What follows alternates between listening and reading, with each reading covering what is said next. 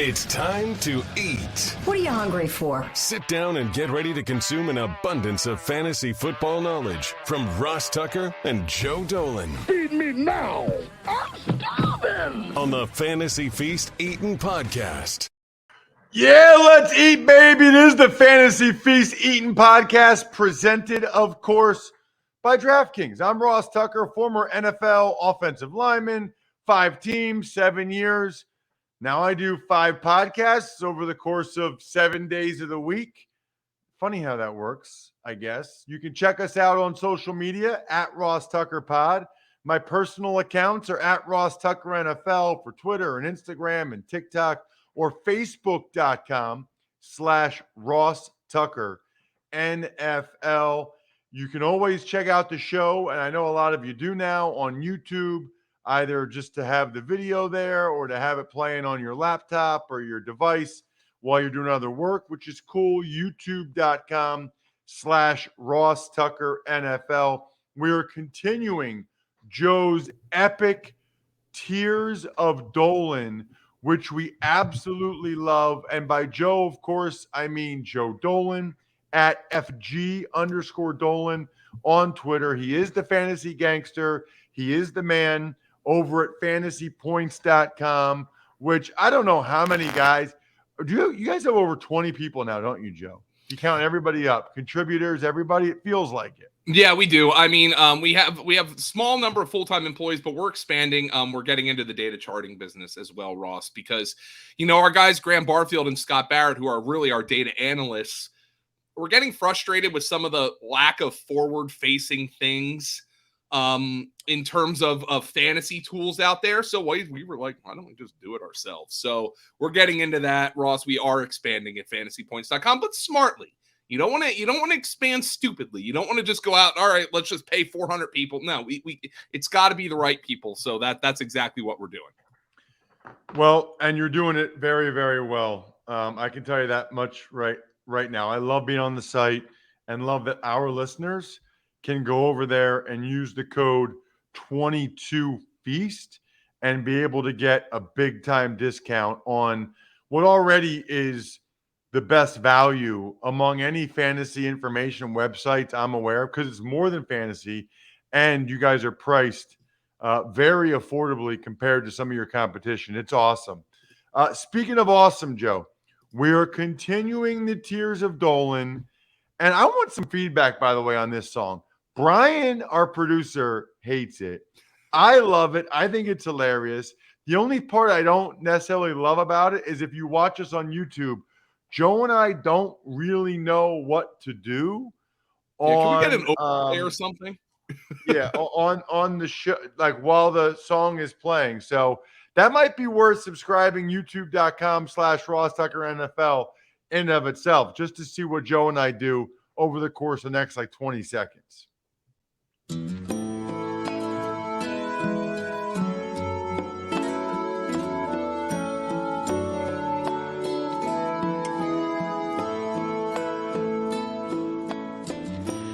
Will I win my league if I'm following Joe Dolan? Am I drafting Zeke if I'm following Joe Dolan? I'm at the turn.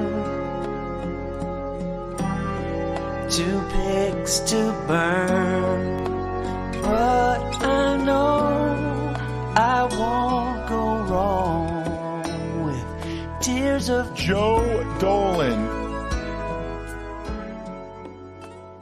All right, Joe, that song is elite. Let's talk about the wide receivers that are elite, and in this case, that means in your mind should be taken at the top of the first round. Yeah. Cooper Kupp, Justin Jefferson, and Jamar Chase. Each one of these guys has had a historically great season in each of the past 2 years. Justin Jefferson had the greatest rookie receiver season of all time until Jamar Chase had it this year. Cooper Kupp is coming off the greatest wide receiver season of all time, essentially. I mean, in the majority of drafts you do, or at least I've done so far, all three of these guys will go in the top 5 alongside Jonathan Taylor and Christian McCaffrey. The age of the wide receiver is upon us. These guys lead that charge. What do you think about that, by the way, Joe? You never used to have receivers. It used to be running backs for the first 6 or 7 picks every year, maybe the whole first round. What are your thoughts on taking receivers that high? Well, I think it's justified, and especially in best ball where wide receivers spike weeks, and they're a little more volatile than running backs, but they have spike weeks that a lot of running backs just simply cannot achieve. Our guy Scott Barrett just broke down for season-long leagues, though, in a piece called Anatomy of a League Winner, where he argues that running backs are still king. The problem is with running backs still being king, and I totally agree with his findings. The problem is running backs get hurt more often. So you have to identify the right running back, and then he's got to stay on the field. So there's a little, not that these receivers can't get hurt, of course they can, but it brings the luck of fantasy into it a little bit more. And I think it's very easy. And if you listen to the running back tiers, I think there's some really great second-round running backs where you can still come out of a draft with a potential bell cow league-winning running back in the second round while also having a Cooper Kupp on your team. It's a hard proposition to beat. Yeah, it's a pretty good point. I don't know. I still guess I'd feel comfortable with running backs, but I understand why people are taking these guys so high. Yeah, and look, I mean, these guys have had each one of these guys has had a historically great season within the last 2 years. Historically great. So kind of hard to argue with that. All right, so you have a tier that you call the remainder of the Magnificent Seven. I like that. So we got the 3 guys elite, top of the first round. Then you've got Devontae Adams, CeeDee Lamb, Deebo Samuel, and Stephon Diggs. So John Hanson's really been pushing this Magnificent Seven narrative on his SiriusXM radio show. And essentially it's like he thinks there's 7 true like hammer wide receiver ones. Because again, just because there's 12 teams in your league doesn't mean everybody's going to have a hammer wide receiver one. It's just like how in 32 major league teams, not every team's going to have an ace pitcher. They're going to have a best pitcher, but not everybody's going to have an ace. And I think you can make an argument Mike Evans should be in this tier, but these are guys who don't have necessarily the upside or the production of Cooper Kupp, Justin Jefferson, Jamar Chase. Devontae Adams does have that, but he's on a new team, and that has to be taken into account. And as much as he's bros with Derek Carr is not Aaron Rodgers. CeeDee Lamb, you can easily project CeeDee Lamb. I mean, you could argue he's in the mix to lead the NFL in targets this year, but his production to this point has been a little bit of a disappointment for fantasy. You could say all you want. He was a disappointment last year with where he finished. Deebo Samuel, the contract issue, he doesn't want to play the wide back anymore, which I totally understand because wide receivers get paid more than running backs and they last longer. But Deebo Samuel, if you look at his production early last season, he was getting elite wide receiver production without any carries. So by all means do that, but he's also going to be in an offense that runs the ball more with Trey Lance at quarterback. Stephon Diggs, not an elite season last year, but a very good one in the pass happiest offense in the NFL. More than defensible as a first-round pick. All of these guys. Now you got some second-round picks with upside. Mike Evans, Tyreek Hill, and DJ Moore, who I moved up because of Baker Mayfield. Because say what you want about Baker Mayfield, he ain't Sam Darnold, and that's a good thing. So I love DJ Moore. I'm willing to take him at the top end of the third round, back end of the second, because I think he's going to produce. I think he's one of the most talented receivers in all of football. Mike Evans, his resume speaks for itself. He's playing with Tom Brady, but they did just sign Julio Jones, and I'm not overreacting to the Julio Jones signing. I don't even think I have him listed in a tier here, but my whole thing with Julio Jones is it all depends on cost. If that's a move that all the fishies love and all the fish who start drafting in August and September are going to start drafting him in the 9th and 10th round, then I'm out. If everybody's like, oh, Julio's washed, then I'll draft him late in my drafts and maybe he's still got something left in him. But it's enough to take just a little bit away from Mike Evans, in my opinion. Tyreek Hill, I'll fully admit is a player I've struggled with. Because I don't know what this offense or quarterback is going to look like, but we know Tyreek Hill is a Hall of Fame level talent, and a guy that they paid the money they paid, the package they paid for him, they're going to use him, and so I'll take him in the 2nd round. Yeah, I was a little bit surprised he's not in a higher tier, Tyreek Hill, but I mean, the Mahomes to Tua downgrade. You don't really know how Tua's going to play. They have Jalen Waddle there. Just a lot of question marks with him. Yeah, I mean, the Tua thing. The offense, the competition for targets from Waddle, who you can argue is a very similar player stylistically, that's all enough for me to be a little leery with Tyreek Hill. Then you've got guys that you term ideal 3rd-round picks. T. Higgins, you've got A.J. Brown, Michael Pittman, Keenan Allen. Yeah, so Higgins is a number 2 on his own team, but we love the Bengals because they're narrow. You know, I talked to a Bengals analyst for a podcast just last week, and I asked him to come up with like a fantasy sleeper for the Bengals, and he's like, this is so hard because the Bengals give the ball to like 5 guys, and T. Higgins is one of them. T. Higgins wants to show out, by the way, because I think he might be a guy who down the line ends up on another team just because they're going to have to pay Burrow, and Chase is such a generational talent. Maybe I'm getting ahead of myself, but I think T. Higgins wants to prove he's a number 1.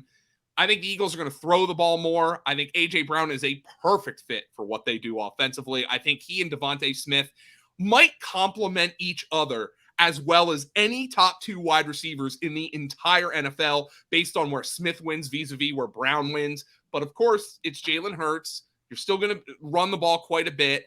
But A.J. Brown has produced in a situation. If you go back and listen to the podcast we did after the A.J. Brown trade, I broke down all those numbers where A.J. Brown was a number 1 hammer fantasy wide receiver in a season in which Derrick Henry ran for 2,000 yards. So he can produce in a low-volume passing game.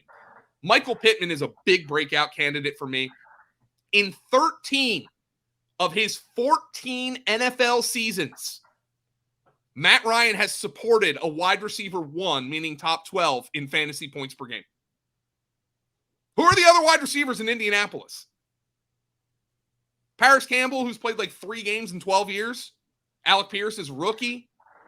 They didn't sign Julio. They might bring back T.Y. Hilton, but he's washed. I'll take Michael Pittman. And then there's Professor Keenan Allen. Just slow and steady wins the race. He does it each and every year. Justin Herbert is an elite quarterback. That's an elite offense. I'll buy into Keenan Allen. How about, Joe, what you are terming new situation number 1s?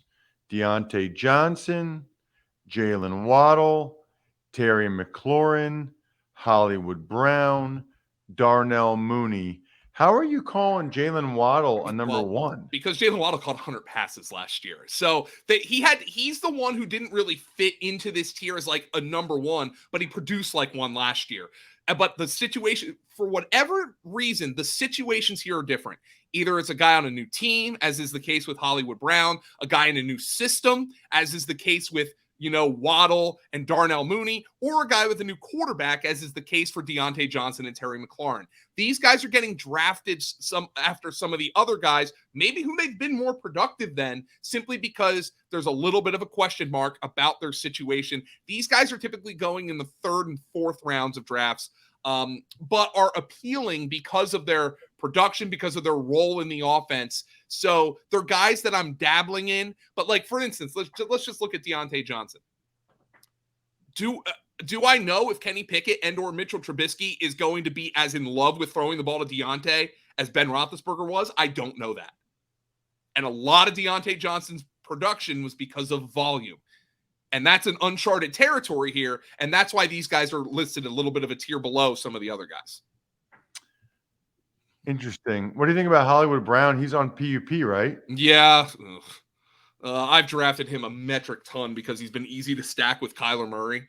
Hopefully these PUP overreactions. Well, by the way, we're recording this. If you're listening to this, we're recording this last week, if that makes sense.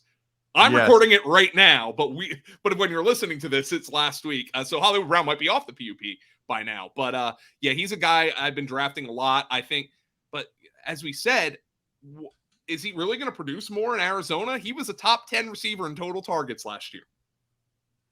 Mr. Steady Eddie, Brandon Cooks. Nobody he has ever his own category. I mean, he didn't really fit in to anything else. He's in the same offense or a similar situation as last year with Davis Mills at quarterback. He just signed an extension. I mean, Brandon Cooks, you can get him as a wide receiver 3 on any team, and you know he's going to produce top 20 wide receiver numbers. That's what he's always done. Still like 28 years old, by the way, even though it feels like he's been around forever. He really has. And I mean, well, especially because he gets traded every year. There's some Brandon Cooks transaction every year. It's crazy. Well, I think that might be why, even though I was kind of surprised, quite frankly, that he signed an extension with the Texans, but maybe he's just sick of moving around the country. He's like, I'm producing, give me my money, man. I'm staying put. I don't want to move anymore.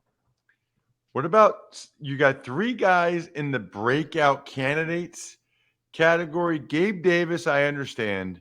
Rashad Bateman, I understand. Mike Williams in the breakout candidate bucket, I think, is interesting. Well, I put him here because he's not a number 1. That's Keenan Allen. And in my next tier, I have guys in new situations who aren't number 1, but he's not in a new situation. My question here is, we saw at the beginning of last year that like the first month of last season, it looked like Mike Williams was going to be a league-winning wide receiver, and he produced, but his production really fell off after that first month. If Keenan Allen is a step slower this year, and I still have him ranked as a third-round pick, excuse me, maybe this is the year Mike Williams becomes the alpha 1 in a Justin Herbert offense, and we know what kind of production that could be. That could be Mike Evans level production. So that's why I have him here. Even though he's already broken out, I wonder if there's another step to the Mike Williams experience. You know, that they paid him, and they paid him early in the offseason $20 million a year. They like Mike Williams, and that's why I have him here in this tier, although he doesn't fit neatly or as snugly as Gabe Davis and Rashad Bateman fit. You know, then you have, Joe, another category, which is interesting. New situation, but not number 1s. Well, I have Jerry Jeudy and Cortland Sutton both listed here, and the only reason I have them here is, like, I'm not really sure which of those guys is going to be the number 1. You know, I think Sutton more neatly fits into that, he's Russell Wilson's ex-receiver guy, but Jeudy can play the Tyler Lockett role very well. Allen Robinson's in a great spot, but he's not the number 1 here. We know Cooper Kupp is with the Rams, and new situation is probably a little bit. I stretched the definition for Devontae Smith and Elijah Moore because they're in the same offense, but they also are guys who added some elite target competition this offseason. Devontae Smith is obvious, and A.J. Brown. Elijah Moore, he gets Garrett Wilson, one of the top 10 picks in the NFL draft, to come in and a battle for targets. So that's why these guys are a little bit down the board. Devontae Smith's been a guy who I just think A.J. Brown opens up the world for Devontae Smith, who is going to be so freaking hard to cover when he gets a free release off the line of the scrimmage as the Z receiver. You've got some guys that you're calling disrespected PPR gods, which I love. Amon-Ra St. Brown, Hunter Renfrow. I'm a big fan of your disrespected category. We talked about it last week with some of the running backs. These guys are disrespected. Why is it? Just because they're slot guys or not? Yeah, it's slot guys, not a lot of depth of target, you know, with the Lions. Amon-Ra St. Brown came basically of age last year when they really had no other options. And I think people are wondering, you know, they drafted Jameson Williams. They brought in DJ Chark. He can't possibly do as what he did last year. But, I mean, this was a guy who was from week 13 to 18, a 6-week stretch last year, the overall wide receiver 2 behind Cooper Kupp. And he's going in like the 5th and 6th round of drafts. I am buying on that. with Amon-Ra St. Brown. And I think Hunter Renfrow is one of the most mispriced players in all of fantasy football right now, especially if you're in a PPR league. What we have here is a young receiver, by the way. Hunter Renfrow, I believe, is 26, 27 years old. He is 26. He turns 27 in December. He is recently extended by the same team he's been on. He's coming off a 100 catch season. And he is like an 8th round pick in fantasy football. Now, I understand Devontae Adams is there. But Hunter Renfrow, to me, is a guy Derek Carr trusts. He is one of the single most mispriced players in all of fantasy football to me. You can draft him as a wide receiver 4. I will take him on any team because he produced as a wide receiver 2 last year. Look, I understand Devontae Adams is going to be there to be the alpha X receiver, but Hunter Renfrow is a young receiver coming off a 100 catch season who just got an extension with his team. And he's 5-6 rounds cheaper than Jalen Waddle, who you might argue is in a similar situation with a worse quarterback, by the way. Well, the only thing I would say about Hunter Renfrow is his new head coach, play caller, whatever, has a demonstrated history of feeding that position and featuring that guy. Yeah, exactly. I mean, look, I know it's a trope, but the slot receiver, if you want to throw in white slot receiver, does really freaking well in the Josh McDaniels offense. And that's look, Jacoby Myers caught 88 passes last year. So look, there's plenty of room for Hunter Renfrow to produce in this offense. How about you got a couple guys in what you're calling the quarterback issues tier? I mean, DK Metcalf, Amari Cooper. DK Metcalf is like 5 rounds more expensive than Tyler Lockett, despite having the same quarterback issues. For the love of God, Jimmy Garoppolo, go there and please help cure them of what ails them. And Amari Cooper, as of the recording right now, Ross, we have not heard about a Deshaun Watson suspension, which can come at any moment. I understand, but there's a reason why Amari Cooper is falling down draft boards now. If Deshaun Watson isn't suspended for whatever reason, Amari Cooper is probably going to end up in that 3rd, 4th round range of guys like put him in the new situation number 1s tier with Deontay Johnson, Jalen Waddle, Terry McLaurin, and all those guys. Then you have, speaking of suspension, you have injury suspension issues. Interesting that as when we're recording this, Chris Godwin, I don't think he was put on PUP. Michael Thomas is back and practicing today. We're recording this July 27th because of some travel when you guys are listening to this. We know about DeAndre Hopkins in the suspension and then Adam Thielen. Does the fact that Michael Thomas is back and Godwin wasn't on PUP, does that change your opinion at all? Michael Thomas hasn't scored a regular season touchdown in nearly 3 years. So, I mean, there's still a lot of questions here. Godwin is a guy that by the time you listen to this, his ADP will be rising. Of course, the Buccaneers also brought Julio Jones into the fold, which might suppress it a little bit. Our guy, Edwin Porras, who's our injury expert at Fantasy Points, isn't convinced Godwin's going to be 100%. The Bucs have no reason to push him, though, and they just signed him to an extension. So they obviously believe that he's kind of ready to go. These are just guys who, for whatever reason, people aren't pulling the trigger on. Some of them I'm in on more than others. I'm in on Godwin more than I'm in on Thomas. I'm in on Thielen more than I'm in on Hopkins. Thielen, by the way, is he didn't fit neatly into this tier, but he was banged up last year, and he's in his 30s now, which certainly is a not necessarily a harbinger of doom for a wide receiver, but certainly you'd rather your guy be 28, 29 than 32, 33. You've got a top tier rookies category. There's only 2 guys, Sky Moore and Drake London. Yeah, because of opportunity here. Kansas City has 1 million targets available. Sky Moore's already been making plays in training camp. I hate that phrase, turning heads, but that's what he's been doing. Drake London, target opportunity in Atlanta. I know Drake London was a polarizing prospect on draft Twitter, certainly even among some of the bigger names. Greg Cosell didn't love him. Other guys did.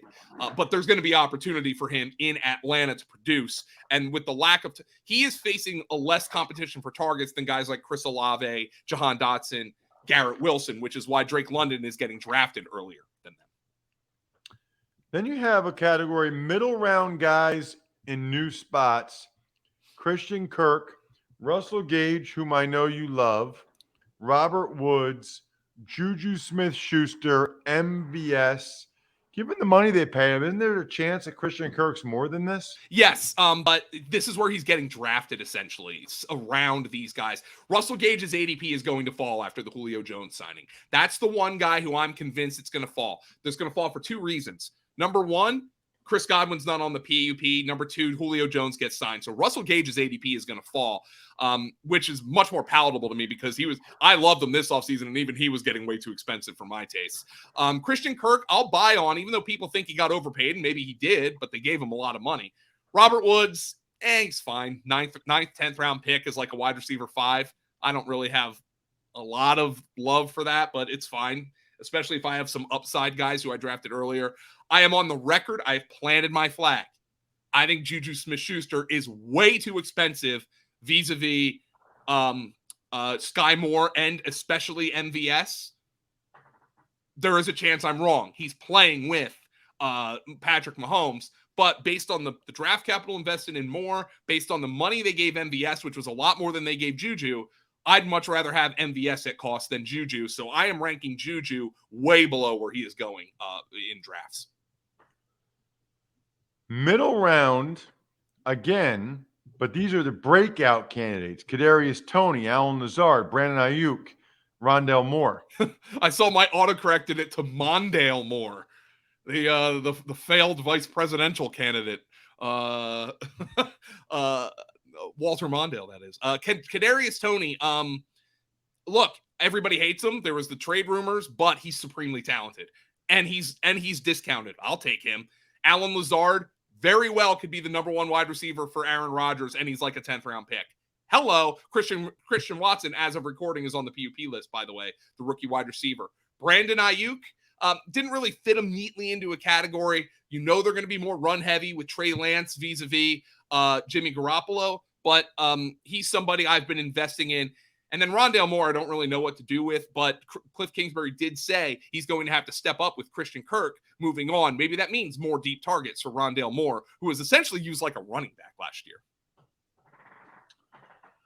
You got a whole category of boring middle round vets. Tyler Lockett, Tyler Boyd, Kenny Golladay. Yeah, Tyler Lockett's a guy who, I mean, I've drafted only because he is so much cheaper than DK Metcalf, and their situation is exactly the same. So Tyler Lockett's a guy who's just falling down. These are guys nobody wants to draft. Tyler Lockett's falling down boards because he's inconsistent first and foremost, but now they've got the bad quarterback situation, yet DK Metcalf remains pretty expensive. There's a little bit of a disconnect there. I'll buy Tyler Lockett on the chance that they actually get competent quarterback play, whether it's one of the two guys they have or they trade for Jimmy Garoppolo. Tyler Boyd, wide receiver 5, I'll take him all day. He's in one of the best offenses in football. I'm not as in on Kenny Golladay. I'd much rather have Kadarius Toney. They're priced similarly, but I could see why you might be more optimistic with the Brian Daboll offense. Last but not least, the next tier of rookies, you have it. Jahan Dotson, Garrett Wilson, Chris Olave, Treylon Burks. Not as high because you don't think they have as much of an opportunity, I'm assuming. Right, and Treylon Burks just got off to a bad start. Now, in theory, he's got great target opportunity. You might argue he's got better opportunity than Drake London because he doesn't have to contend with Kyle Pitts, but he just got off to a bad start. Olave, I think, is a certain kind of receiver. I think ideally he's somebody who catches like 50 balls for 750 yards for them, which isn't going to be great for fantasy. Dotson and Garrett Wilson have a lot of target competition. And then I haven't even listed Christian Watson, who I think is ridiculously overpriced at this point. His name is Joe Dolan. He's an absolute stud. Please follow this man on social media at FG_Dolan. I'm at Ross Tucker NFL. We're at Ross Tucker Pod. Love fantasypoints.com and that code 22Feast. Love those of you that rate and review the show. Please spread the word about these awesome tiers. It's been fantastic the last few weeks. Quarterbacks, running backs, today wide receivers, next week tight ends, and then we'll have plenty of preseason football to talk about and see if we're changing any of these opinions based on it. Other than that, I'm stuffed. We're done. Thanks for listening to the Fantasy Feast podcast. Make sure to also subscribe to the Ross Tucker Football Podcast, Even Money, Business of Sports, and the College Draft. All available at Apple Podcasts, rosstucker.com, or wherever podcasts can be found.